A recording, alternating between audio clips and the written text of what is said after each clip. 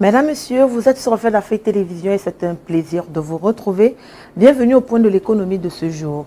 Ouvrons cette édition par l'information relative aux propositions faites par le gouvernement pour lutter contre l'insalubrité au Cameroun. Réunis les 6 et 7 mai 2025 à Yaoundé pour les États généraux sur la gestion des déchets urbains, le gouvernement camerounais envisage de faire contribuer financièrement tous les ménages selon le principe du pollueur-payeur. Co-organisé par les ministères de l'Habitat et du Développement urbain et celui de la décentralisation et du développement local, cet événement visait à trouver des solutions durables pour gérer les déchets dans les différentes villes camerounaises. Les travaux se sont achevés sur une feuille de route dont certains aspects sont articulés autour des collectivités territoriales décentralisées. À court terme, les communes sont appelées à mieux organiser la collecte des ordures. Pour lutter contre l'incivisme, les communes ont reçu pour instruction de créer des brigades en charge de ce problème, avec notamment la mise en place d'une brigade d'hygiène et salubrité avec un personnel assermenté auprès des tribunaux compétents pour faire respecter les mesures d'hygiène et salubrité adoptées durant ces états généraux.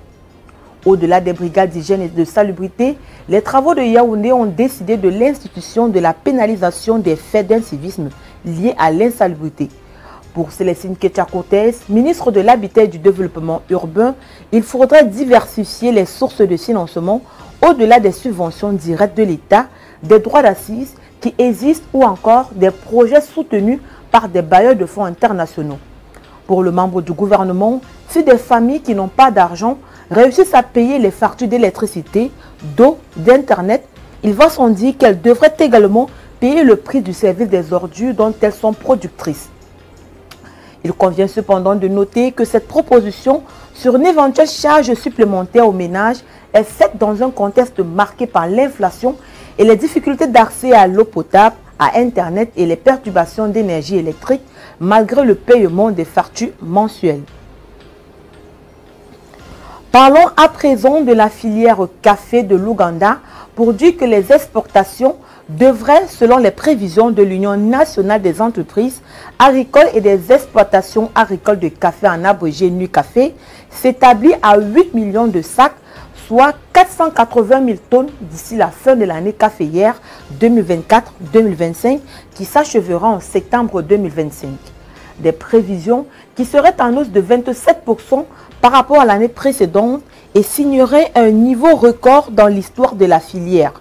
Globalement, la prévision de croissance annoncée à l'export, si elle se confirme, devrait également se traduire par une augmentation substantielle des recettes d'exportation pour la filière ougandaise. Il faut noter que le Robusta représente plus de 80% de la production annuelle de café, tandis que le reste est constitué d'arabica. De fait, le pays devrait tirer profit de la croissance des prix de ces deux variétés sur le marché international. Surtout que, rappelons-le, l'Ouganda avait engrangé 1,14 milliard de dollars de recettes au cours de l'exercice fiscal 2023-2024 grâce à ses exportations de café. Les cours de l'arabica ont plus que doublé depuis le début de l'année 2024, clôturant à 4,1 $ la livre le 7 mai 2025 sur l'Intercontinental Exchange contre 1,92 $ la livre au 1er janvier 2024. Sur la même période, les coûts du Robusta ont presque doublé à Londres, passant de 2 800 $ la tonne le 2 janvier 2024 à environ 5 200 $ la tonne le 7 mai 2025. À Madagascar, la Banque centrale opte pour un resserrement de sa politique monétaire. Son comité monétaire, lors de la revue trimestrielle de la politique monétaire tenue le 6 mai dernier, a décidé de porter le taux directeur à 12%, soit une hausse de 150 points de base par rapport à son niveau précédent. Évoquant un resserrement indispensable pour prévenir une accélération de l'inflation dans un contexte mondial incertain, la Banque centrale de Madagascar souligne que les risques restent élevés, notamment en raison de l'intensification des guerres commerciales. Sur le plan local, l'inflation, qui a atteint 8,4% en mars, a dépassé les prévisions, traduisant une aggravation des pressions inflationnistes. La Banque centrale estime qu'une politique monétaire restrictive reste la meilleure option pour renforcer la stabilité macroéconomique et financière à long terme, tout en admettant que cette mesure pourrait freiner l'activité économique à court terme. Cette politique consiste généralement à réduire la masse monétaire en circulation. Pour cela, la banque a relevé son taux d'intérêt, ce qui devrait freiner l'octroi de crédit et limiter ainsi la croissance de la masse monétaire afin de contenir l'inflation. Les réserves d'or de la Banque du Ghana ont atteint une valeur estimée à 46,4 milliards de cédis ghanéens, soit environ 2002 milliards de francs CFA à fin avril 2025. Une progression spectaculaire portée à la fois par une politique d'accumulation ambitieuse et par la flambée mondiale des prix du métal précieux, désormais évalué à 46 086 Ghana cedis l'once, soit environ 1989 000 francs CFA. En tant qu'un des principaux producteurs d'or du continent africain, le Ghana s'est également concentré sur le développement du secteur minier à petite échelle. Une des avancées notables a été la création de la Gold Board, l'organisme de régulation chargé de superviser les ventes d'or provenant de ces exploitations artisanales. Dans le même esprit et pour accroître davantage la Banque du Ghana a conclu un accord inédit avec 9 grandes sociétés minières, les contraignant à réserver 20% de leur production d'or au marché intérieur.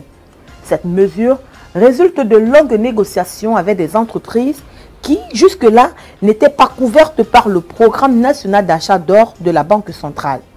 Selon les données publiées par la Banque centrale le 6 mai, le stock d'or détenu par le pays s'élève désormais à 31,37 tonnes contre seulement 8,78 tonnes 2 ans plus tôt.